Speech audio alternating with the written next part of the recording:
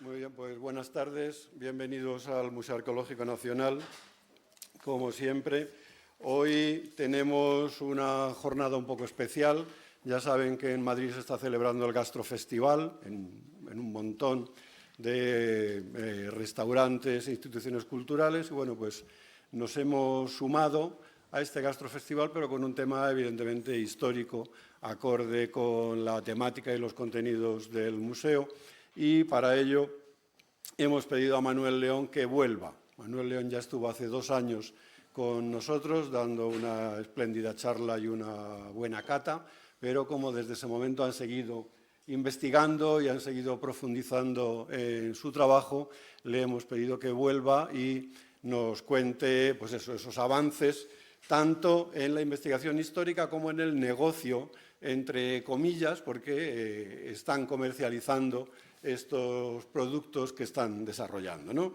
Bien, Manuel León Béjar tiene una combinación bastante buena para el asunto en el que se ha metido, ¿no? Porque, por una parte, él es licenciado en Historia por la Universidad de Sevilla y, además de licenciado en Derecho, y a posteriori hizo un máster interuniversitario en agroalimentación de las universidades de Cádiz y Córdoba y, a continuación, un máster en Dirección de Empresas. Eso digo que tiene desde la historia, al derecho, a la agroalimentación y a la dirección de empresas. Pues de esa combinación no podía salir claro más que el que se convirtiera en el director técnico y científico de Bética, una empresa que se dedica a producir vino de la Hispania romana según las recetas que conservamos de los clásicos y los análisis químicos y demás que han podido ir haciendo, bueno, de restos arqueológicos y demás, que él nos contará con más detalle. Y además es docente del Máster de Arqueología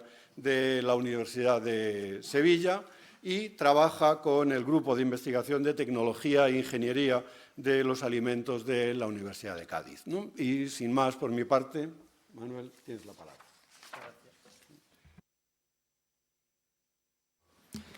Muchas gracias a Andrés, director del Museo Arqueológico Nacional. Y bueno, el tema que vamos a tratar aquí es bastante interesante, ¿no? Porque siempre se ha abordado, digamos, el tema de la gastronomía desde los estudios de los textos, ¿no? Nosotros, evidentemente, nos hemos metido en esa faceta, pero sí es verdad que hemos intentado, desde el análisis, desde el mundo de la tecnología de los alimentos, acercarnos también a ver cómo era el universo gastronómico, ¿no?, del mundo antiguo, ¿no? Es interesante que, sobre todo, la mayor parte de los alimentos que componían la base económica y la base nutricional del mundo mediterráneo, de las antiguas civilizaciones de la cuenca mediterránea, pues siempre, independientemente, como ya hemos comentado, de su valor económico, ese valor económico y ese alto valor nutricional se ha relacionado siempre con lo religioso, con lo simbólico. Y es así que, por ejemplo, alimentos como la uva, el aceite o el trigo, pues han entrado en la esfera de lo sagrado. También el vino como alimento exótico, sagrado, de prestigio, y que ha servido de canalizador y de catalizador de conexión entre las relaciones de los hombres y los dioses, ¿no? Está claro que es un universo bastante interesante y un universo que mezcla lo cotidiano, el mundo de la cocina, con el mundo de las costumbres sociales del comensalismo, ¿no? Todo esto, evidentemente, nos lleva a que hubo, evidentemente, una serie de civilizaciones, una serie de pueblos, como fueron los fenicios, griegos y romanos, sobre todo, los que difundieron, pues, alimentos que vamos a tratar ahora y los que lo elevaron al mundo de la tecnología culinaria. Sin más, evidentemente, Grecia se comporta como la gran exportadora de productos, ¿no?, y del hábito de la alimentación social. Es interesante que las técnicas relacionadas con el mundo culinario que más utilizaron fueron el hervido, la fritura con aceite de oliva, el asado, el guiso. Y, evidentemente, estas pasaron después al universo culinario romano, pero ellos, evidentemente, lo complejizaron un poquito más, ¿no?, porque bebieron prácticamente de todo el vasto imperio que fueron colonizando. Sí es cierto que el comensalismo en Grecia alcanzó su punto álgido ámbito o la perspectiva social del simposio, que era una ceremonia en la cual se bebía y se comía indistintamente, siempre dentro de una comunión social. Es interesante que era prácticamente la única, por así decirlo, forma civilizada de consumir o de carácter ritual que los griegos aceptaban, ya que el resto de las formas, de las otras formas de consumo, pues las consideraban como costumbres bárbaras. Bebían el vino mezclado con agua, eso sí es verdad, con un tema de carácter ritual, igual que pasa con los romanos posteriormente en el convivio. Y es interesante que lo hacían fundamentalmente no solamente porque el vino supusiera a lo mejor un alimento demasiado ácido o que causara rechazo. Después veremos evidentemente cómo se producía o qué tecnología aplicaban al vino a nivel productivo, sino también evidentemente porque entraban dentro de un canal de comunicación entre los hombres y los dioses. El vino era un comunicador, era un catalizador, y la embriaguez era, digamos, una forma de conectar con los dioses, ¿no? Lo mismo que en el culto con el dios Esculapio, pues, digamos, había cierta ingesta de barbitúricos. En ese sentido, al conectar a través de la embriaguez los hombres con los dioses, pues, evidentemente, se unían a ellos en ese paraíso celestial. A partir de ahí, sí es cierto que no solamente estas formas de convivencia y de comunión en torno a la mesa fueron trasladadas al mundo romano, sino también el lujo en los banquetes. Poco a poco Roma fue conquistando espacios y cuando llegó a dominar el sur de Italia, las ciudades griegas como Síbaris y Selinunte, no solamente incorporó parte del recetario, sino también todas las formas relacionadas con el lujo en los banquetes, ¿no? A medida que avanzó el imperio, fue incorporando platos, técnicas culinarias y se fueron descubriendo nuevos alimentos. Y Roma impuso la especialización en distintas regiones, ¿no? En toda la zona de la Bética, la dispersión y la concentración de producción oleícola. En ciertas zonas del norte de África impuso la especialización en cultivos de grano. En zonas del sur de Italia, en la Campania, especialización en viñas. Y la cocina romana, más o menos, pues repite, pues, técnicas culinarias relacionadas con el mundo griego, el guiso, el asado, y también emplean, sobre todo, a la hora de establecer elaboraciones intermedias o salsas, introducen de una manera muy especial el vino y el garum. A partir de ahí encontramos, pues, nos basamos o conocemos la gastronomía romana, su técnica culinaria, la procedencia de determinados alimentos, calidades, a través del recetario de Apicius. Este recetario, evidentemente, es ciertamente controvertido, ¿no? Se supone que es atribuido a Marcus Gabius Apicius, aunque realmente, pues, las teorías apuntan a que fue confeccionado entre el siglo IV y V después de Cristo, y compila, pues, prácticamente en 10 libros todo el saber culinario, prácticamente desde el siglo I-II hasta el siglo V. Es interesante que se agrupan estos 10 libros, pues, en determinadas temáticas, como puede ser procedencia de determinados alimentos, alimentos marinos. Dentro de los alimentos marinos hay un libro, un capítulo dedicado al marisco, otro a los pescados, otro a técnicas culinarias que tenían que conocer determinados chefs en la época para desarrollar su trabajo, que en las recetas no se aparece todo el contenido, todas las medidas. Sí que es cierto que hay algunas que nos han ayudado en los procesos de reconstrucción física de determinados alimentos, pero prácticamente se sobreentendía que un experto cocinero en la época tenía que conocer esas técnicas y cada uno tenía, digamos, su forma de actuar. También aparecen tipos de elaboraciones y toca ciertos aspectos bastante interesantes como la conservación de los alimentos y temas relacionados con la salud. A partir de ahí, esta gastronomía romana, la que nos muestra el recetario de Apicius, la que hemos desentrañado descifrando la técnica culinaria que aparece en Roma, pues tiene una serie de características. La primera de ellas es que es una cocina seleccionada y que reúne productos, pues, los más afamados y los más exquisitos del imperio. Se menciona, por ejemplo, el aceite hispano, el aceite de Dalmacia, el garum sociorum, el garum de los aliados, el garum más preciado, el que se fabricaba en la zona del Círculo del Estrecho. Y también pues, una serie de animales, de productos y de peces, como el besugo, que era muy apreciado por su carne en la época, y los salmonetes, y una serie de vegetales que prácticamente pues, eran casi inalcanzables, como el ácer, que era una especie de apio salvaje que tenía un alto valor económico en la época porque era muy apreciado en cocina y se llevó prácticamente hasta la extinción, ¿no? Era una cocina que también era bastante elaborada, como ya veremos. Utilizaba técnicas sofisticadas, sobre todo recurriendo a determinadas elaboraciones intermedias, ¿no? Principalmente estos alimentos de los que hemos hablado antes, que a continuación ahondaremos un poco más en su uso, el vino, el aceite, el garum, pues se mezclaban, se amalgamaban de una manera armónica, buscando siempre o la modulación, la potencia o la gradación de sabores. Claro, vosotros me estaréis escuchando, estaréis diciendo, este hombre se ha vuelto un poco loco, ¿no? Siempre hemos tenido a lo mejor la apreciación inicial de que el garum era algo nauseabundo, hediondo, pescado podrido. Después tenemos la apreciación de que el vino romano era un vino fuerte, que muy concentrado, que casi apenas se podía beber, que había que rebajarlo con agua. Y que evidentemente el aceite pues, sería algo pues, difícil de conservar. Sí que era difícil de conservar. Lo que sí es cierto es que los agrimensores generaban técnicas bastante interesantes para pulir y para modular y para tratar los productos tanto en el campo como después en el proceso de elaboración.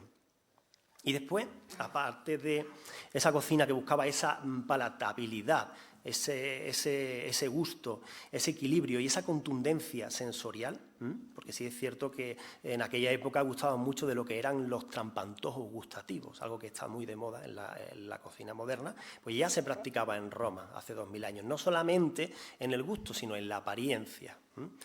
Y también una cocina, pues la que conocemos, la de Apicio, la del recetario de Apicio, que estaba destinada a paladares exigentes, ¿no? Porque evidentemente la mayor parte de las elaboraciones solamente lo podían hacer chefs profesionales, que eran bastante costosos, por así decirlo, alquilar o contratar sus servicios, que normalmente estaban en la zona del mercado. Y aparte de eso, las materias primas, pues, las que están elaboradas en los productos, pues lo hacían casi inaccesible. Daos cuenta que la mayor parte de la población, prácticamente en 3-4 siglos, tenía muy poco acceso a determinados alimentos. Y tanto es así que prácticamente el plato estrella era el pulte, el pulmentum, que en latín quiere decir, se puede traducir como removido, que era una especie de trigo cocido, hervido, al cual prácticamente se comía una vez al día y que, por así decirlo, pues aparte de esa materia prima, del trigo, pues le incorporaban a aquellos alimentos que tuvieran a mano, por decirlo así. Entramos en el uso de las grasas en la cocina romana y evidentemente en la tónica general, salvo algunas excepciones como algunas elaboraciones que hacían con manteca de cerdo, algunos pastelillos y algunos platos prácticamente utilizaban sobre todo el aceite de oliva, muy presente en las frituras, en las bases de los platos. La mayor parte de las recetas contienen frituras o hervidos con aceite. También es interesante que se utilizaba en la presentación de los platos o para refrescar algunos asados, ¿no? Se embarrundaban estos asados con determinada cantidad de aceite mezclada con vino para perfumar. También, evidentemente, se utilizaban en combinación con otros alimentos para producir salsas, pero eso lo veremos más adelante. Y sí es interesante, fijaos hasta qué punto tenían cierto conocimiento de los distintos tipos de aceite, ¿no? Porque hay una receta muy simpática en todo el recetario de Apicio que servía para convertir el aceite hispano en aceite de la zona de Dalmacia. Y dice así: en aceite hispano echa selenio, juncia, hojas frescas de laurel, todo ello triturado y cernido hasta que se haya reducido un polvo muy fino, y sales tostadas y trituradas. Mézclalo con cuidado durante 3 días o más. Después de esto, déjalo reposar durante cierto tiempo y todos pensarán que es aceite libúrnico de la zona de la Dalmacia. Interesante, ¿por qué? Porque nos da a entender que evidentemente conocían distintos tipos, seguramente tendrían distintas elaboraciones que emplearían en cocina. Y después tenemos el tema, no sé si conocéis las propiedades del helenio, la juncia o el laurel. El laurel te da la hoja verde del laurel, te da, no la seca, te da cierta potencia, cierto verdor, ¿no? Después tenemos, por ejemplo, la juncia, que es como una especie de trufa, y lo que hace es aportar sabor, intensidad, amargor. Y después tenemos el helenio, que es una planta bastante interesante porque, digamos que por hacer, bueno, entre otros usos, se utiliza para fabricar absenta. Con lo cual, imaginaos, al usar sus raíces, digamos, la potencia en cocina que tiene que tener. Sí que es cierto que es interesante que muchas de estas plantas no se utilizaban en verde, se utilizaban las raíces, ¿no? No solamente es el caso del helenio, sino del levístico, el apio salvaje, que sus raíces aportan un sabor a tierra bastante interesante. Y después se utiliza para ciertas elaboraciones de salsas intermedias que se utilizaban con garum. En cuanto al vino, si tenemos el aceite que aporta una contundencia o dulzor a ciertos platos, el vino, sobre todo en las elaboraciones, en los platos de la cocina romana, desde las más, digamos, por decirlo, sencillas o humildes hasta las más complejas, aporta aroma y sabor. Sobre todo porque es un ingrediente básico y fundamental, ¿no? No se emplea tanta grasa en determinados platos y se aligera, digamos, ese plato con aportes de determinados vinos, ¿no? Y aquí entran desde elaboraciones prefermentativas, que había bastantes en época romana, con uso culinario, desde elaboraciones prefermentativas que venían de la uva hasta también vinos puros, llamados miros verum, hasta también otros tipos de vinos que hemos desarrollado dentro del proyecto Baética, Vino de la Hispania Romana, que están mezclados y están fermentados con productos naturales.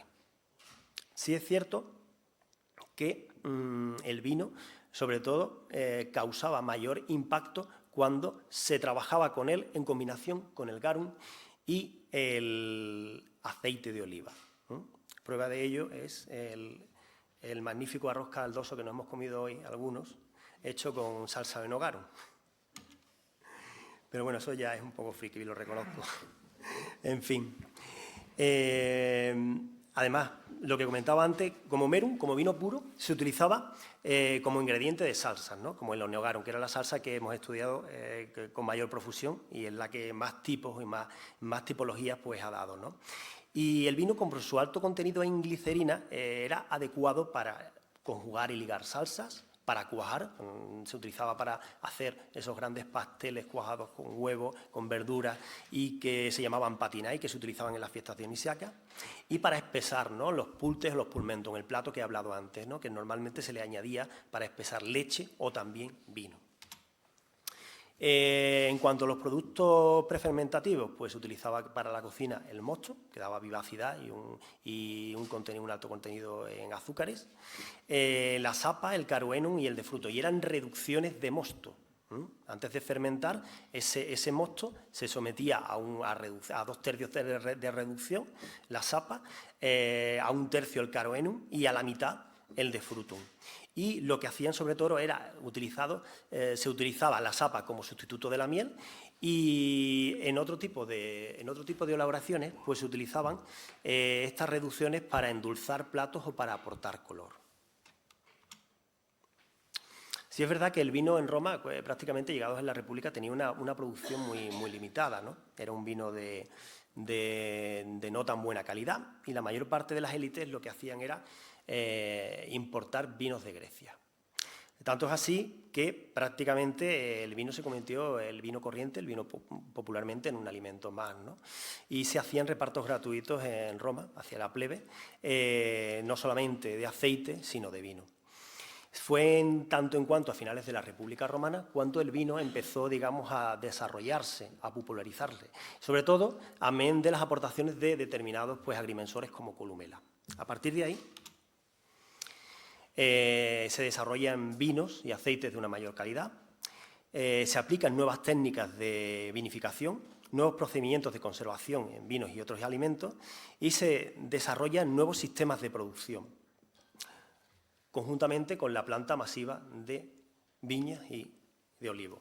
Como hemos comentado antes, la costumbre social de convivir y conbeber en el convivium venía del simposium griego, y es interesante que el vino ocupaba un espacio fundamental dentro del convivium, dentro del banquete romano. Tanto es así que la parte final, la comisatio, pues prácticamente rendía culto al vino. De entre todos los presentes se nombraba a una persona que era el que dirigía un poco cómo se tenía que servir vino y en qué cantidad. Se mezclaba con agua en algunas ocasiones, en otras nos consta que no.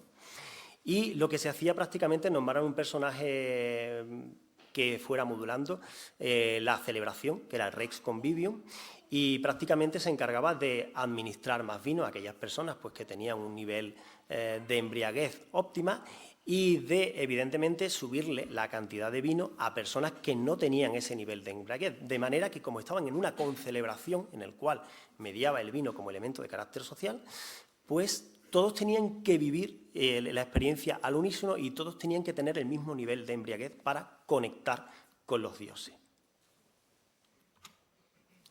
La unidad de producción vitivinícola por excelencia era la villa romana y aquí dentro estaban, evidentemente, rodeándolo el ager rústico, donde estaban las viñas, dentro estaban las estructuras de fermentación, los dolias, y evidentemente todo el procesado. También estaban los hornos que hacían las ánforas y los dolias, ¿no? Para evidentemente después asegurar la conservación de los productos y el transporte.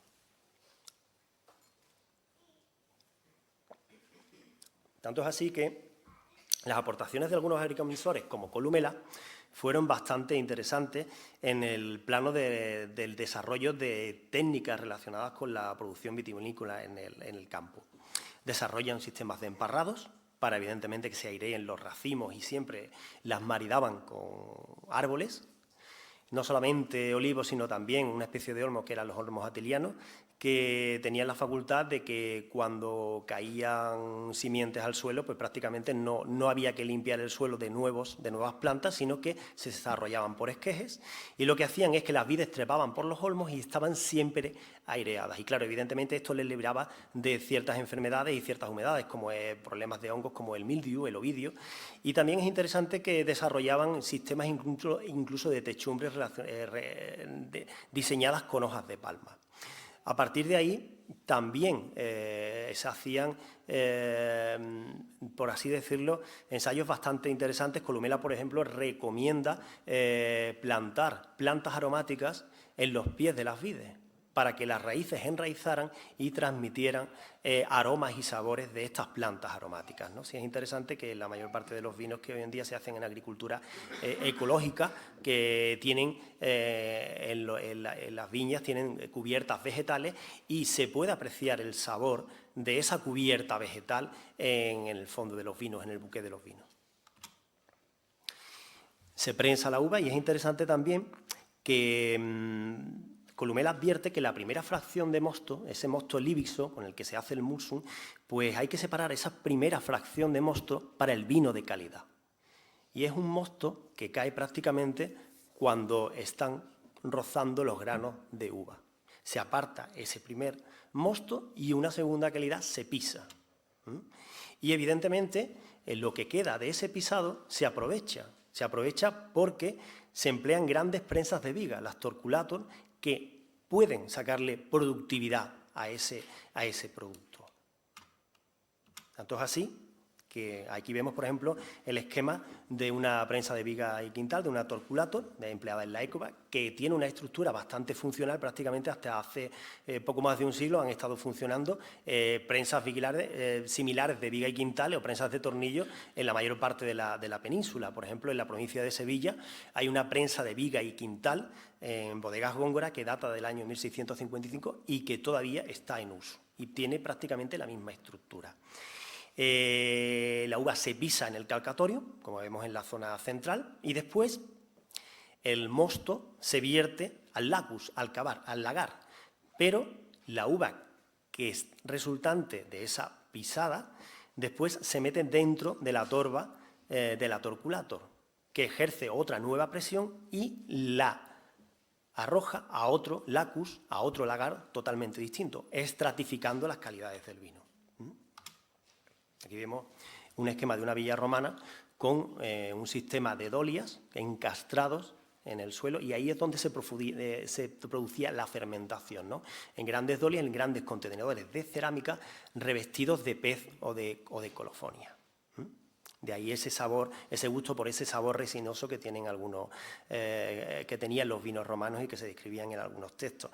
Interesante también que hoy ha quedado un residuo que no sabemos si que tiene conexión, pero la variante antropológica es bastante interesante, que es el vino de resina griego, que es un vino que se fermenta con unas bolas de resina en el interior.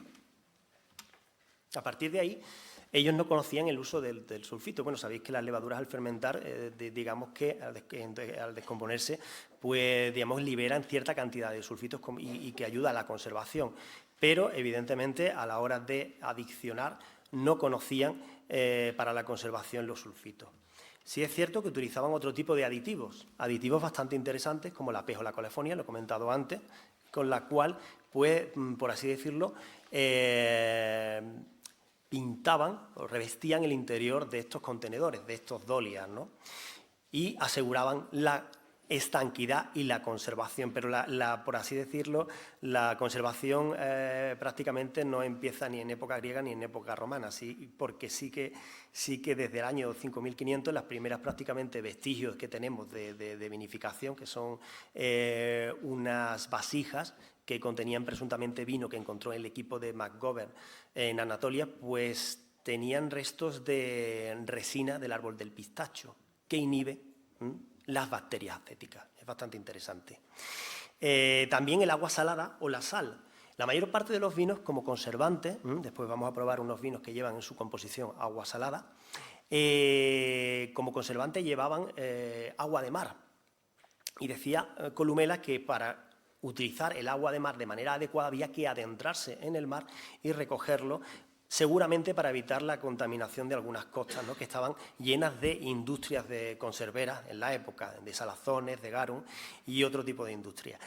Es interesante que, aparte de otorgarle cierta poder de conservante, porque era prácticamente el único conservante que contenían los vinos de menor calidad o los vinos baratos, los vinos Merum, también el efecto que tiene el agua de mar o la sal sobre el vino, que hace que precipite hacia el fondo las levaduras, las proteínas, dándole limpidez al vino.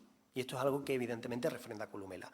También se utilizaba el yeso y otros tipos de carbonato cálcico y servía para corregir la acidez. Lo mismo que, por ejemplo, las semillas de fenogreco, que no solamente le aportan o generan una corrección prácticamente de 2 puntos de pH, sino que también lo que hacen es que le generan cierta amplitud aromática al vino. Unos tonos tostados como de cáscara de nuez, de fruto seco. Y nosotros hemos estado desarrollando, pues prácticamente en el último año, una vinificación que contiene fenogreco. Después, en la segunda parte de la conferencia, espero no ponerme muy pesado y que tengamos tiempo, pues vamos a poder probarlo y vamos a ver el sabor que tenía, ¿no? Sí es cierto que dentro del proyecto que hemos desarrollado en torno al vino, voy a pasar, pues el objeto de la investigación que abordamos principalmente, no nos interesaba tanto el vino Merum, que decidimos dejarlo aparcado, como reproducir determinadas técnicas de carácter fermentativo y determinadas maceraciones de productos que prácticamente hoy no se utilizan ni en vinificación ni prácticamente ni en alimentación. Con lo que hicimos una recreación y una reconstrucción parcial y total de determinados vinos, como los vinos cóndita, vinos condimentados, los vinos artificia y el vino mulsum, ¿no?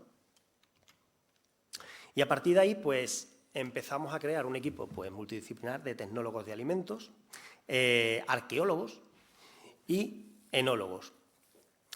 Y empezamos a revisar los escritos de agrimensores como Plinio, Varrón, Columela, Palladio, sin dejar de lado, evidentemente, el recetario romano de Marco Gabio Apicio.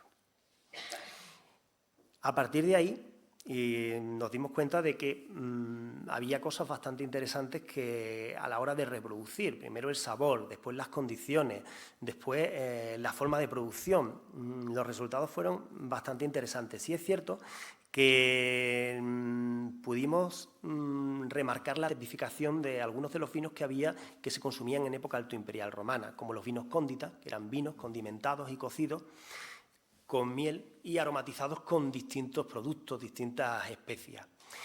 ¿Por qué motivo? El primero de ellos era garantizar la conservación y darle cierta durabilidad al producto. Y el segundo era aportar sabor y aroma, ¿no? Y mejorar el perfil organoléptico de estos vinos. En este sentido nos dimos cuenta que dentro de los aditivos que tenían este tipo de vinos, los vinos cóndita, había dos tipos de aditivos. Uno de ellos, los que tienen ustedes subrayados en color malva, como el azafrán, la pimienta, la canela, determinadas resinas y la miel, sobre todo lo que hacían era aportar conservación, durabilidad. Y otras, como por ejemplo los pétalos de flores, el rosa, violeta, nardo, lentisco, junco, el lirio, sobre todo utilizado en la raíz, el mirto, el hinojo, la ajedrea, pues lo que hacían era aumentar y mejorar el perfil organoléptico de los vinos. Y en función de lo que queremos obtener, evidentemente, si un vino más gastronómico o un vino más abocado a curar determinados remedios o afecciones o producir determinados resultados en el organismo, que la mayor parte de los vinos que se utilizaban en aquella época pues prácticamente estaban relacionados con remedios de carácter medicinal, pues se utilizaban mayor o menor cantidad de ellos. Nosotros nos hemos abocado más por aquellos vinos que tenían, digamos, un perfil más gastronómico y la reproducción, por así decirlo, la hemos volcado sobre el grupo de aditivos que está marcado en rojo. Después tenemos los vinos ficticios o vinos artificios, que eran vinos que se fermentaban y después se maceraban con distintos productos naturales, ¿no? Vinos de rosas también, vinos de violeta, vinos de canela, estos últimos de carácter medicinal. Y es interesante que se diferenciaban de los vinos cóndita, de los vinos condimentados, en que al final de la elaboración no se reducían, no se cocían, sino que eran sometidos a un proceso de fermentación y después eran sometidos a un proceso de maceración. Aquí aparece, por ejemplo, un extracto de producción del vino del rosarum, del vino de rosas, ¿no? Y dice así: quitar la parte blanca de la extremidad de los pétalos, enfilad estos en rosarios y ponedlos a macerar durante 7 días en el vino. Pasado este tiempo, sacad las rosas del vino, preparad de la misma manera otros collares de pétalos frescos, ponedlos a macerar 7 días en el vino y luego sacar las rosas como hicisteis con las anteriores. Haced lo mismo una tercera vez, sacad las rosas y filtrad el vino. Cuando vayáis a beberlo, añadidle miel. Esta es la receta que aparece en Apicio, en Recoquinaria. Después, otros tratadistas como Palladio lo que hacen es hacerlo de una manera un poco, por así decirlo, más industrial, ¿no? Lo que hacen es coger pétalos por inmersión y meterlos dentro de una canasta de palma e introducirlos en el vino hasta que, evidentemente, la maceración esté en su estado óptimo.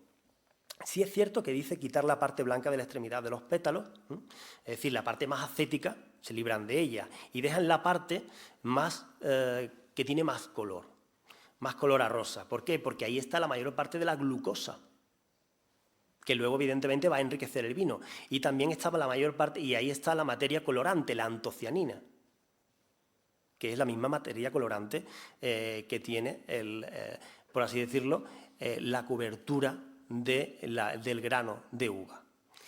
En ese sentido, conocían perfectamente el efecto de determinadas sustancias y sabían, evidentemente, cuánto tiempo había que macerar y esperar para producir determinadas vinificaciones y para que no se les estropeara. La miel, evidentemente, jugaba un papel fundamental como agente y componente antibacteriano. Y también hemos reproducido vinos como el Mulson, que después vamos a poder comprobar pues las cualidades que tiene. Se tomaba en la parte inicial del banquete y era un vino que maridaba excepcionalmente con platos dulces y con platos salados. Su elaboración era bastante costosa y, por así decirlo, bastante compleja. Lo primero que nos dice Columela, aquí tenemos un fragmento, es: sacarás del pozuelo el mosto líxivo, es decir, el mosto de mejor calidad. Ese mosto yema que evidentemente prácticamente no ha sido pisado, que se ha apartado convenientemente, y evidentemente se tomará de una vid maridada con árboles que hayas cogido en un día seco, es decir, una vid que no sigue, digamos, el sistema púnico de vaso, que conocía perfectamente Columela, y que evidentemente, ¿por qué? Porque había bebido prácticamente y había aplicado en sus escritos todos los tratados del mundo púnico de Magón, ¿no? Pero en ese sentido quiere que provenga de un terreno de calidad, de un terreno que esté aireado, en el que no haya problemas sanitarios en la vid, ¿no? Y que haya cogido en un día seco, una uva de calidad, la mejor uva. Evidentemente se le da un tratamiento con yeso, como pone en el texto, y se le añade miel. Se hacía prácticamente todo a la vez, hemos descubierto que no, se fermentaba el vino con la miel, pero prácticamente cuando acaba de fermentar es cuando se le añade, porque si no eso se convierte en un verdadero volcán. Lo que sí que es cierto que hemos encontrado ciertos defectos de copia y que evidentemente la mayor parte de las personas que reproducían este tipo de escritos pues no tenían conocimiento sobre vinificación. Y después, evidentemente, sella el producto. ¿Por qué? Porque el Mulsum tiene problemas de refermentación. Sella el producto, como aparece en la parte final del texto, sobre un horno, con un calentamiento, para, evidentemente, generar las condiciones óptimas de conservación. Como resultado, pues no solamente tenemos este tipo de vinos, sino la aplicación de estos vinos a determinados productos, ¿no?, que ya veremos más adelante, como quesos y como salsas como el Oenogarum. Como decíamos antes, hemos detectado falta de conocimiento de la materia por parte de transcriptores, desecho de la idea preconcebida de que el vino era difícil de abordar, muy ácido, porque había pues determinados aditivos que frenaban, modulaban la potencia del vino y que enmascaraban determinados sabores, y que hay vinos, por ejemplo, como los Cóndita, los vinos de rosas y de violetas, que muchas veces pues se han atribuido a la parte final del banquete, a esa comisatio, que tienen un perfil organoléptico muy interesante. Los vinos de rosa, por ejemplo, maridan a la perfección con alimentos muy grasos, y los vinos de violeta maridan a la perfección con alimentos muy, muy proteicos. Y también, evidentemente, hemos ensayado con vinos medicinales y también hemos visto que se cumple perfectamente esa separación de ingredientes entre aquellos que te dan un perfil organoléptico pues mucho más amplio, más gustativo, más gastronómico, y aquellos que están abocados específicamente a la conservación, ¿no? Pues vinos como, por ejemplo, el de mirto, el de perejil o el de canela, pues no tienen un gran valor organoléptico y en maridajes pues no han reaccionado bien con determinados alimentos, ¿no? En cuanto al garum, el empleo y el uso del garum en la cocina romana, el garum, en definitiva, es un producto potente y una conserva líquida, por las razones que evidentemente vamos a explicar. Una conserva líquida que había que transformar, que había que domar, por así decirlo, e incorporarlo a la cocina a través de elaboraciones culinarias intermedias, como el Oenogarum o el Oleogarum, adoptándolo evidentemente a todos los ingredientes en los que intervenía. Incluso, evidentemente, el recetario de Apicius, la cocina romana, incorporaba técnicas para modular y corregir el uso del vino, del garum. ¿Por qué? Porque evidentemente tenía un sabor muy potente y dependía también un poco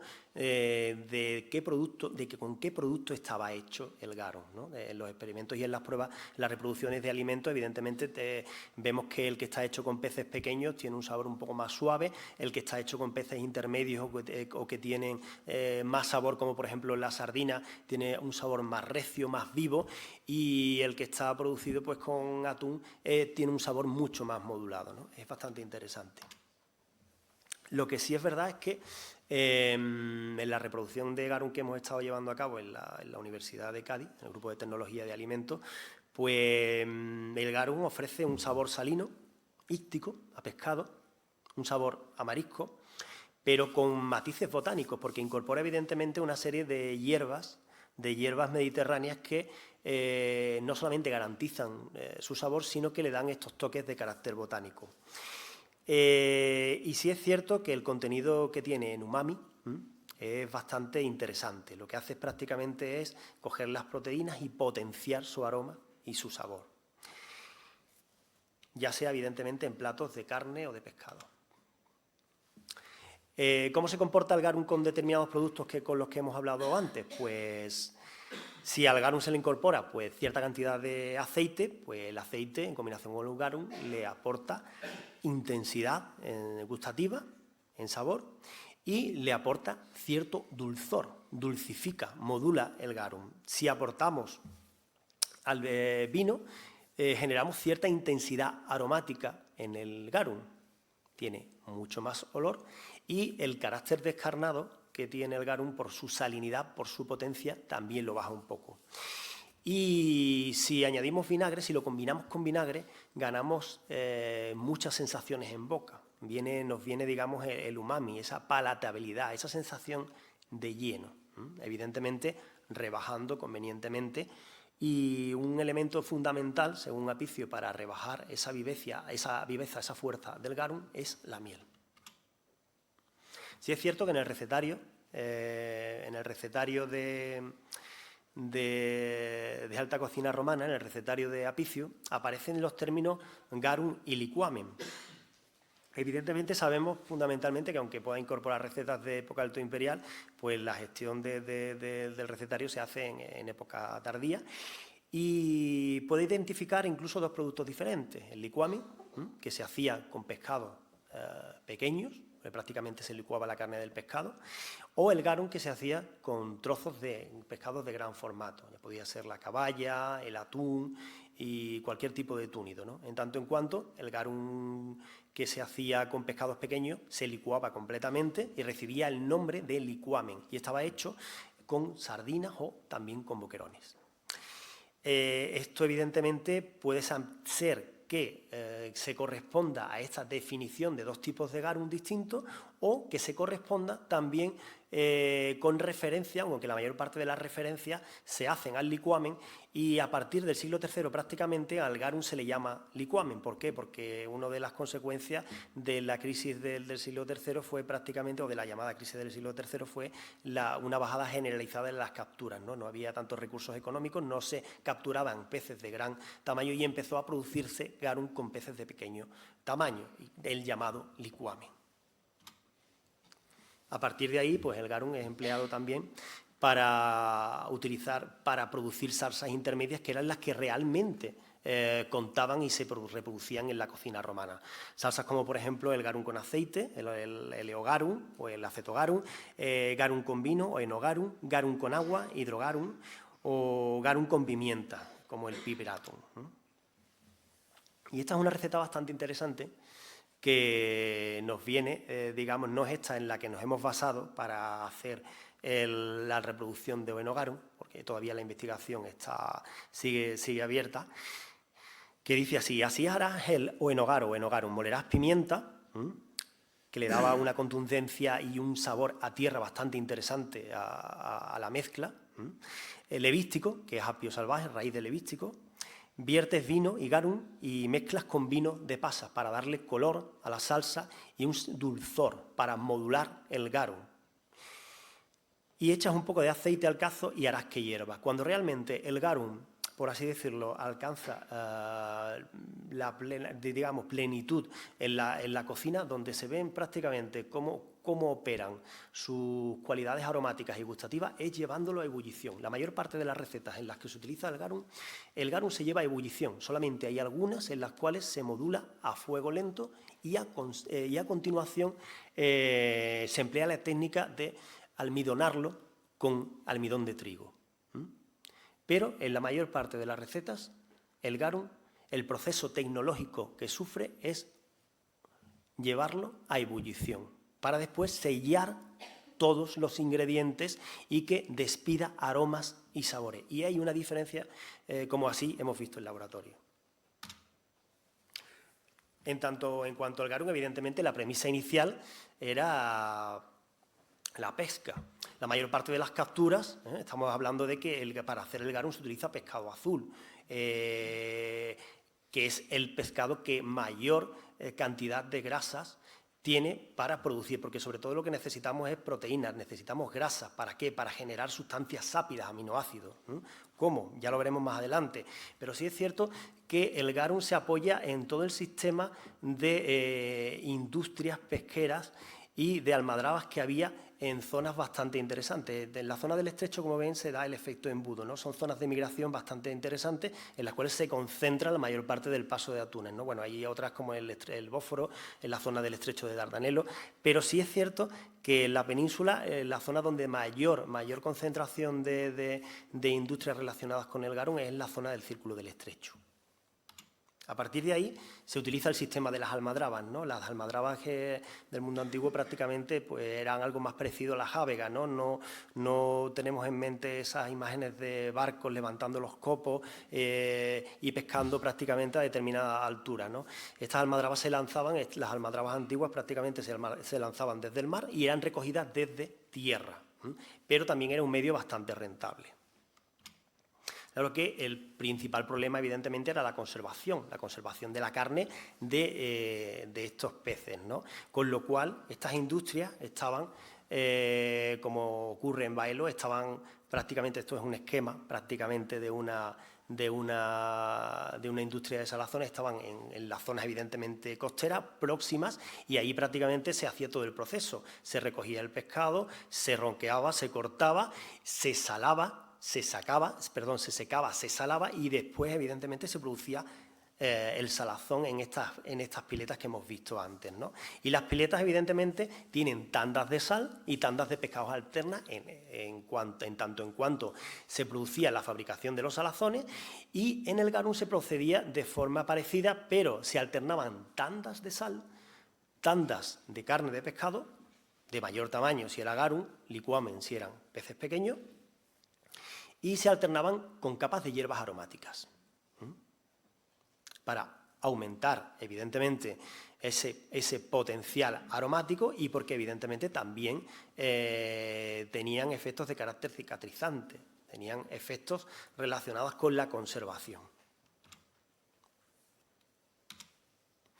Hay que hacer una aclaración interesante porque también existía en la época el término salsamenta. El garum no tiene nada que ver con la salsamenta, no es una salsa que se utilizaba en la época. Así era llamada, o bien salsamenta por los romanos o tarichos por los griegos, a los salazones, a la carne de pescado. No era una salsa en sí, sino que era un sólido. Y el garum era una conserva, pero una conserva líquida. Con lo cual, la diferencia está marcada. Salsamenta era el producto de la salazón, la conserva de pescado, con la carne, algunas veces tenía abundancia de espinas, de hueso, y por otro lado tenemos la conserva líquida o semilíquida, ¿no? En el caso del ale, que es el detritus, el desecho del garum, tenía un carácter pastoso. En definitiva, ¿el garum qué es? ¿A qué llamamos garum? Pues evidentemente el garum era una salsa de pescado, una conserva líquida, pero evidentemente el vocablo garum da lugar, o dentro del paraguas del vocablo garum están otros términos bastante interesantes, ¿no?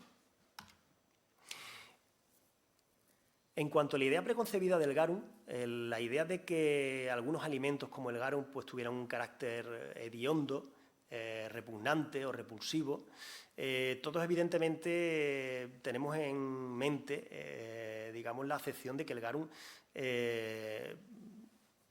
está hecho con pescado podrido. ¿De dónde viene ese concepto? ¿Es un concepto, digamos, que viene del mundo gastronómico? ¿Es un concepto de carácter económico? No. Mal olor, carácter putrefacto, sabor repugnante. No solamente hay que tener cuidado con el perro, sino cuidado con el garum.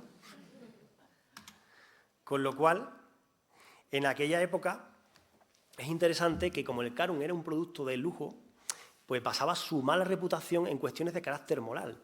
Los moralistas de la época, entre ellos Séneca, Plinio también evidentemente aportó pues, su granito de arena, pues estaban en contra del consumo de productos de lujo. El garum era un producto de lujo, prácticamente. Se llegaba a pagar muchísimo dinero por un jarrito de garum. Después veremos el formato. Hay otros subproductos del garum que eran muchísimo más baratos. Ya vemos cuáles son. Pero en ese sentido, el garum prácticamente fue no tanto el vino. Séneca tenía viñedos y a lo mejor, aunque eso influyó en preconizar en que, bueno, no había que beber tanto, había que tener una vida más o menos moderada, pero en sus epístolas no cargaba tanto sobre el vino, ¿no? Por esa razón seguramente. Pero con el garum se despachaba a gusto. Aquí tenéis, por ejemplo, un fragmento de cartas a Lucilo que habla que dice lo siguiente, que aquel garum de los aliados, el garum sociorum, el garum de mayor calidad, el garum garitano, aquella carísima sangre de los malos peces, ¿no crees que te queman las entrañas con tan pútrida salsa? ¿Por qué? Porque era un producto de lujo y todo lo que era lujo, lo que atentaba contra la moral cristiana, perdón, la moral romana de la época, que después entronca con el cristianismo.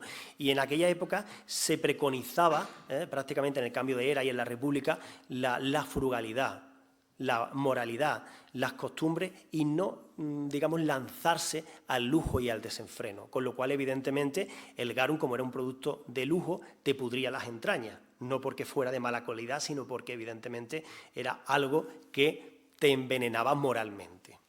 Aquí, por ejemplo, Plinio también hace referencia a él. Existe otra clase de licor exquisito que se llama garum y acaba como si fuese un humor sangriento en putrefacción. Con lo cual es algo que te quemaba por dentro también si llegabas a envilecerte con su uso continuado. Sí es cierto, por ejemplo, que hay algunos escritos y la tradición literaria habla de que poco a poco el garum fue descubriéndose. ¿Por qué? Por referentes de carácter antropológico. Aquí, por ejemplo, tenemos un texto de Grimal y Monod que habla un poco, que ellos hicieron un estudio bastante interesante en la zona de Indochina, sobre un estudio antropológico sobre costumbres, y estudian la producción de salsa como el Nham Wok y el Nam Pla, que tienen un sistema de producción muy parecido al garum. Y es interesante que hablan un poco de cómo este tipo de salsa y el garum lo que hacen prácticamente es coger la proteína del pescado y a través, digamos, de la acción del sol se produce una necrosis controlada que convierte esa proteína del pescado en sustancias sápidas, en aminoácidos. Es decir, se produce una licuación por las diastasas, como pone en el texto, las diastasas contenidas en el propio tubo digestivo. Es decir, tenemos carne de pescado, tenemos sal, tenemos unas condiciones óptimas de temperatura. Y lo que hacemos con todo ello, evidentemente, es o bien calentarlo, como ya veremos más adelante, según los textos de algunos autores romanos, o bien someterlo a una necrosis controlada por la luz solar, por la exposición solar. Eso, evidentemente, ese calentamiento lo que hace es que las enzimas de los jugos digestivos de los peces cojan esa proteína, la licuen y la conviertan en aminoácidos, sustancias sápidas, umami. Yo sé que estáis poniendo una cara muy rara, algunos de vosotros, pero lo que tenemos es una sustancia que catapulta y metaboliza los sabores y los aromas. ¿Qué clases de salsas existieron en la época? El garum, que es la conserva líquida, el alex, que es el desecho, el liquamen, que hemos dicho que es el garum, elaborado con peces pequeños, y la muria, que es una especie de sobrenadado o subproducto del garum que veremos más adelante. Las conocemos por la iconografía antigua, por la tradición literaria, por la comparativa antropológica de salsas que hemos comentado y, evidentemente, sobre los rótulos de las ánforas, ¿vale? Y, por supuesto, por el contenido de ciertas ánforas que han aparecido en excavaciones arqueológicas. La iconografía, pues este es el modelo, digamos, el envase prototípico de jarrita de garum. Un recipiente pequeño, un recipiente que se ha encontrado algunos, además de, evidentemente, de encontrarlo en excavaciones arqueológicas, pues que aparecen en la casa de Scarus, ¿no? Que era un rico comerciante de Garus, ¿no? Y aparecen inscripciones como Scombri Scauri y Liqua Flos, ¿no? Es decir, flor de Garum y Garum de escómbrido, de caballa, ¿no? Entre otras inscripciones, ¿no? Fijaos el formato es un formato pequeño, con lo cual estamos hablando de un producto bastante caro, bastante apreciado. Tenemos otros subproductos a que tenía acceso cierta parte de la población, pero estamos hablando de un producto de lujo. La tradición literaria aparecen evidentemente menciones, San Isidoro de Sevilla, por ejemplo, lo menciona, digamos, en Orígenes como un licor salado. También Plinio habla de él, lo describe. Dice que se utilizan partes que serían desechadas de los peces y que tiene un color parecido al mursum, ¿no? Que es un vino que, como hemos comentado antes, que estaba fermentado con miel, ¿no? También habla un poco de calidades, ¿no? Y habla de que el de mayor calidad es el Garum Sociorum, el Garum de los aliados.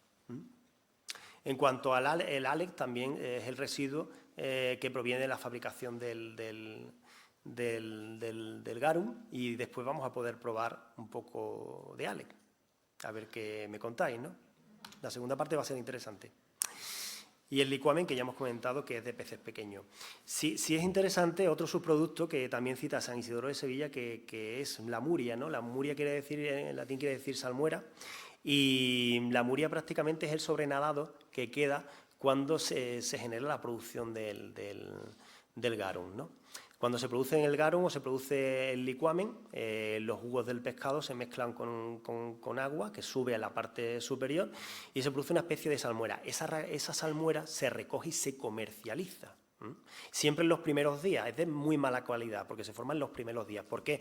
Porque, según algunos autores romanos, a partir del 7.º día la mezcla hay que removerla para que se produzca, digamos, esa hidrólisis, esa conversión de la carne en líquido, ¿vale?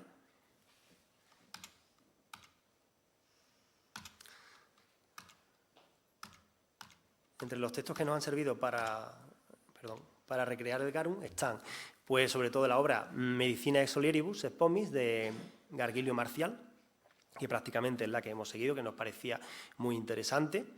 Julio Africano, Las Questoi, que es una obra que habla de cómo falsificar el Garum Sociorum, Garum de calidad, porque en aquella época las falsificaciones no solamente afectaban al recetario de Apicius con el aceite de Dalmacia, sino que evidentemente, pues, en aquella época, pues, había algunos comerciantes que intentaban dar gato por liebre y había algunos que les añadían colorante al Garum para que pareciera de mayor calidad.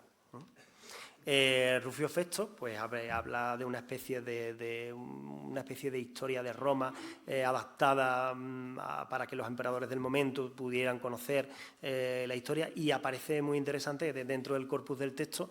De pronto, pues, el monje, porque es una copia del siglo IX, y el documento que conocemos, el monje, pues, empieza a escribir la historia de Roma. De pronto, no sabemos por qué, empieza a poner en el texto, pues, una receta de Garum y después sigue escribiendo, con lo cual es bastante divertido. Un manuscrito de latino de la abadía de Echternach, y la Geopónica, ¿no? que es una obra del siglo X traducida del griego, ¿no? Que habla sobre el cultivo, agricultura, y también habla del proceso de producción de Garum, ¿no? En cuanto a la comparativa antropológica, pues prácticamente lo hemos adelantado, pero esta salsa, el Nuoc Mam, por ejemplo, en Vietnam, pues se produce en estos grandes contenedores que se parecen un poco a los dolias en los que se fermentaba el Garum en Pompeya, se producía el Garum en Pompeya, y después, para evitar la acción del sol, pues se cubren con estos capachos directamente, ¿no? Y a partir, como dice Gargilio y Marcial, a partir del 7.º día hasta el 21, pues se remueve. ¿Para qué? Para provocar esa hidrólisis, ¿no? Esa licuación. Vemos imágenes. Y a partir de aquí también es interesante, hemos podido comprender, pues, varios procesos productivos que se estaban haciendo en el Garum, ¿no? Incluso más o menos no tiene el mismo sabor, son productos totalmente diferentes, pero tiene más o menos el mismo el mismo color, ¿no? Y es bastante popular, como se puede apreciar. En la época no era un producto de lujo como en Roma, ¿no? También lo conocemos por los rótulos pintados en las ánforas. Sabemos que, evidentemente, algunas ánforas pues tenían tituli picti, en los cuales pues aparecía pues los rótulos, ¿no? Aquí aparece Garum Scombri, es decir, Garum de caballa, y de primera calidad, de 2 años, ¿no? Annum Duorum. Después aparece la muria, la flor de muria, muria lo mejor de la muria, y muria de primera calidad, aunque es un subproducto, también había categorías, ¿no? Y también por los restos de productos de pescado que contenían las ánforas, ¿no? Siempre que aparecen en una ánfora pues huesos, pues aunque esto sea una reconstrucción, no estamos hablando de garum, de huesos de gran formato, no estamos hablando de garum, estamos hablando de salsamenta. ¿Por qué? Porque el garum evidentemente está licuado, se filtra, y salvo raras excepciones, bueno, estos son marcas de ronqueos y de cortes que se le hacían a los atunes y a atúnidos de gran formato, y ese tipo de cortes que hemos encontrado algunos en ánforas, pues que encuentran los arqueólogos en ánforas, pues digamos que nos dan mucha información para ver cómo se procesa y se produce el garum, ¿no? Sí es cierto que independientemente, como hemos dicho antes, si aparecen huesos de gran formato, pues estamos hablando de salsamenta, no estamos hablando de garum, pero sí es verdad que en el garum, si no se filtra o si no se limpia bien, aparecen pues estas plaquitas óseas de pequeño tamaño que son osificaciones que se forman en el peto de los atunes cuando con el tiempo, porque nadan a gran velocidad. Entonces el peto se osifica y forman estas plaquitas, y muchas veces el garum tiene este tipo de restos. Y también, evidentemente, como no, aparece el ale, ¿no? Que también se envasa. En cuanto al proceso explico brevemente, el proceso que se ha desarrollado en el Grupo de Investigación de Tecnología de los Alimentos y en el Grupo de Investigación de la Turdetania a la Bética y en el Grupo de Investigación 440 de Darío Bernal de la Universidad de Cádiz, pues se abordó un proyecto bastante interesante entre la Universidad de Cádiz y la Universidad Ca' Foscari de Venecia, y consistía en la excavación de la bodega del garum en Pompeya. No solamente se abordó desde el punto de vista de la arqueología convencional, sino de la arqueología experimental, y se encontraron pues una serie de dolias dentro de la bodega del garum que ofrecieron pues unas muestras bastante interesantes. A la hora de estudiar e interpretar los contenidos, pues nos dimos cuenta pues, que los ácidos grasos se habían conservado pues, bastante bien. Todos contenían, en su mayoría, ácidos grasos de sardina, sin ninguna adición de grasa externa. Y eso, evidentemente, era un indicativo bastante interesante de que el producto era puro. Evidentemente, encontramos restos de carácter botánico que después analizaríamos, que nos sorprendió bastante, no sabíamos si era una contaminación externa, y había en algunas dolias pues había, digamos, indicios de que había un menor número de grasa y mayor número de cenizas, y podía ser pues que ese tipo de garum y que los distintos tipos de garum pues fueran el mismo producto, pero digamos en distintos estadios de producción, unos más avanzados y otros menos avanzados. A partir de ahí lo que hicimos fue en el laboratorio analizar las distintas materias que contenían, los distintos restos que contenían, no solamente los ácidos grasos del pescado, sino que advertimos que había una serie de botánicos bastante interesantes, y se produjeron las mismas condiciones de producción siguiendo, digamos, los textos de Gargilio Marcial. Sí es interesante que en el texto aparecían una serie de plantas botánicas que luego salían en las analíticas. Las cruzamos y coincidían perfectamente.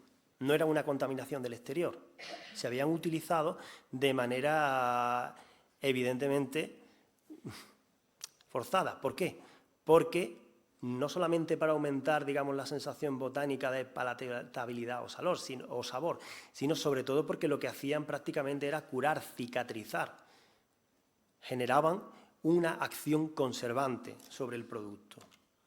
A partir de ahí, evidentemente, comprobamos nuestras sospechas, ¿no?, de que se trataba de un producto que las proteínas las proteasas en unas condiciones óptimas de conservación y de elaboración, de temperatura, pH, y con la gran cantidad de sal que tenía y con la acción de estos productos naturales, pues lo que hacía es que se le hacía una hidrólisis controlada, se licuaba el pescado y se convertía en aminoácidos que generaban pues potenciadores del sabor y sustancias sápidas, umami. Y sobre todo, lo más importante, que en el proceso no se producían pues, unos compuestos como, por ejemplo, las aminas biógenas, ¿no? Las aminas biógenas como, por ejemplo, la pudrecina y la cadaverina, que son las responsables de la putrefacción. ¿Por qué? Porque había unas condiciones de un porcentaje de sal, de temperatura y de higiene en el proceso que hacía óptima, y con la tecnología suficiente que tenía en aquella época, se hacía óptima la producción sin contaminación del garum, ofreciendo un producto, evidentemente, perfectamente sellado e higiénico. Aquí tenemos un esquema, los fermentadores que se utilizan para la producción del garum, y lo que hacemos es, no por la acción del sol, que ahora sí se está apuntando, digamos, una propuesta de carácter experimental en Baelo Claudia para producirlo mediante la negrosis y la acción del sol, y sí utilizamos el método de Gargilio Marcial, que es por calentamiento. Y esto aquí es un estado bastante interesante, donde se pueden ver, pues, no solamente la producción en el centro, por ejemplo, en las imágenes 5 y 6, se ve como hay una especie, en la parte superior veis un sobredanado, esa es la muria. Y en la parte central, la mezcla es el ALEC. A partir del día 7º empieza a removerse y se empieza a favorecer el licuado, la hidrólisis. Y tenemos el licuamen, porque la muestra experimental se ha producido con peces pequeños, con boquerones. Y aquí tenemos una imagen más clara de lo que es la muria. A partir del siglo VII, perdón, a partir del día 7º, la muria desaparece. ¿Por qué? Porque evidentemente necesitamos mover para generar la hidrólisis. Bueno, evidentemente esto ha dado lugar a una spin-off que se llama Flor de Garum, y que conjuntamente con el proyecto Baética pues estamos emprendiendo pues productos tan interesantes como el Oleogarum, que vamos a desarrollar ahora, y que por un lado evidentemente se convierte en una eficaz herramienta de interpretación del patrimonio, aparte de un producto consumible. En cuanto al Oleogarum, es interesante que el aceite, el vino y el garum se conjugaron en esas elaboraciones de carácter intermedio. Y en el Departamento de Tecnología de los Alimentos estamos siguiendo una investigación a través de la cual hemos reproducido esta salsa. Hemos tipificado pues, hasta 8 tipos distintos, y se ha hecho un análisis de la tradición literaria, evidentemente, de los textos, fundamentalmente centrándonos en el recetario de Apicio, también de un análisis bibliográfico, de un seguimiento sobre, digamos, estudios anteriores sobre el Aenogarum, que hay escasos, pero hay menciones que son interesantes y que aportan a este estudio gran interés. Y se ha hecho una selección pormenorizada de ingredientes, no solamente con ingredientes que hoy en día, a los que podemos acceder hoy en día, sino que se han reconstruido productos para llevar a cabo la reproducción física, la reconstrucción física de la salsa. Se ha sometido también el producto a determinados análisis físico-químicos y, por último, a análisis organoeléctricos y para definir su perfil sensorial, ¿no? Como productos base, además de aceite crudo, sin filtrar, hemos utilizado el licuamen de Flor de Garum y el Palladio de Baética, vino de la Hispanía Romana, que es un vino que está producido, fermentado con fenogreco, miel y macerado con hojas de cítrico. Entre las pruebas físico-químicas a las que se ha sido sometido, pH, además del pH se ha hecho, digamos, pruebas relacionadas con temas de densidad, se ha hecho también un estudio de color, en fin, no podemos comentar mucho porque sí es cierto que todavía estamos en un estado, en estado de investigación, pero es interesante, y si ven la imagen inferior derecha, pues esa es la terminación del Aenogarum, y es interesante que con ciertas densidades de grasa se produce, digamos, una migración de sustancias muy interesante. Hay una fase grasa en la parte superior, hay una fase con cierta actividad de agua acuosa en la parte inferior. En la parte superior se concentra, por así decirlo, todo el potencial gustativo, y en la parte inferior todo el potencial aromático. Y también se forma una capa intermedia por la cual las grasas lo que hacen es succionar las grasas del garum, del pescado, hacia un estado de carácter intermedio, generando lo que se llama una especie de migración de sustancias coloidales. Con lo cual tenemos un producto que no solamente funciona como un potenciador gustativo en cocina, sino que un subproducto que es bastante interesante, que se utiliza para conservar la fase acuosa. Y en tanto en cuanto el panel, en tanto en cuanto a las características organolépticas, pues ahí tenemos, digamos, un poco que la mayor parte de las muestras que hemos desarrollado, sometiéndolas a panel de cata, pues nos dan un producto equilibrado, con cierta consistencia, complejo, con gran cantidad de umami, bastante dulce y que tiene bastante contundencia gustativa.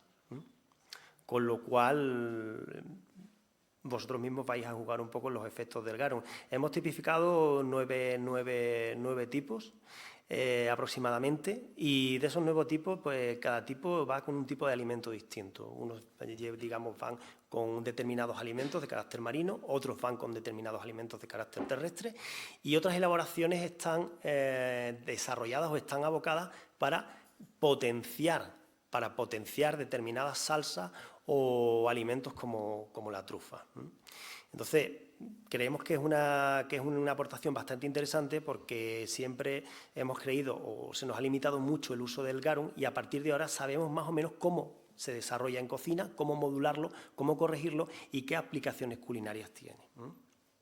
Bueno, también lo que vamos a hacer dentro de un experimento que hemos realizado es reproducir la receta, por así decirlo, de conservación del queso de Columela, ¿no? Hemos cogido un queso del sur, de la tierra, de Cabra Bayoya, y lo que hemos hecho es someterlo a un proceso bastante interesante, por el cual, pues, el ácido málico, que argumentaba Columela, el ácido málico lo hemos convertido en ácido láctico, ¿no? Añadiéndole mulsum, que era un mosto fermentado con miel que se utilizaba en la época. Columela hace referencia al mosto, pero nos parecía interesante que ganaría caracterización organoléptica, y la verdad es que, bueno, ya vosotros jugaréis un poco la diferencia entre la preparación y la conservación de un queso actual a un queso de 2000 años, ¿no?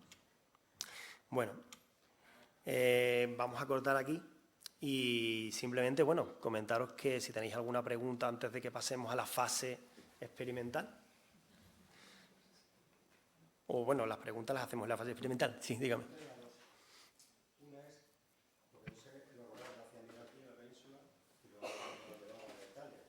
¿Perdón? Sí.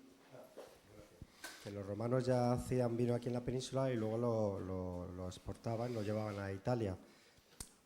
¿No se estropeaba ese vino en el transporte? ¿Como tenían un método para que no se estropeara? Esa es muy buena pregunta. Y luego la segunda ya, pues se me olvida. ¿Hay algún alimento actualmente semejante al garum en cuanto a sabor o algo así? ¿Sabes? ¿Alguna conserva, alguna cosa que sea similar en sabor o algo así parecido? A ver, a nosotros nos consta que hay productos como elixir de anchoa, que evidentemente están producidos con la carne de la anchoa, pero sí es cierto que, por ejemplo, la licuación lo que le otorga al garum, digamos, esa potenciabilidad que abre, digamos, el arco gustativo que tiene. Quiero decir, la anchoa, si tú lo adicionas a los elixires de anchoa o la anchoa machacada, que muchas veces se utiliza en cocina como falso garum y demás, digamos que delimita, digamos, el espectro de potenciabilidad del producto. Es decir, tú le echas anchoa a una preparación culinaria o elixir de anchoa y siempre más o menos va a tener regusto a anchoa. Como ha habido con el garum, hay una licuación de proteínas y una conversión en aminoácidos, si esos aminoácidos que contiene el garum, ese umami, se solapa con determinadas grasas o con determinadas proteínas, va a potenciar el sabor original del ingrediente, de la elaboración, y muchas veces va a desaparecer, No va a tener, digamos, ese sabor excesivamente íctico de pescado. Y en cuanto al tema del vino, es interesante la cuestión, sí. Y también se está barajando la hipótesis de que lo que se llevaba muchas veces a determinados puntos de destino no era el vino en sí, sino una reducción de mosto, el de frutum, para después mezclar con mostos en origen, produciendo pues, lo que se hace, por ejemplo, con los vinos en Alemania, la chaptalización, que le añaden azúcar a las levaduras y al mosto para que arranque la fermentación. Exacto. Entonces, sí, evidentemente se llevaba a puerto de destinos y demás. Sí que es cierto que muchas veces las exportaciones de vino se vieron frenadas por las exportaciones masivas de aceite en determinados periodos de la historia de Roma. Eso sí es cierto. Y al final llegamos a importar vinos de procedencia por las masivas, porque evidentemente los barcos tienen que volver llenos, está claro. ¿Algo más? ¿Alguna pregunta más? Bueno. Queda muy claro, ya no es todo lo quieren probar, creo. ¿No? Está claro. Muy bien, pues miren, vamos a ir al vestíbulo del salón de actos, saliendo por la puerta, a la puerta de enfrente, que es la entrada al salón de actos, y el pasillo a la izquierda.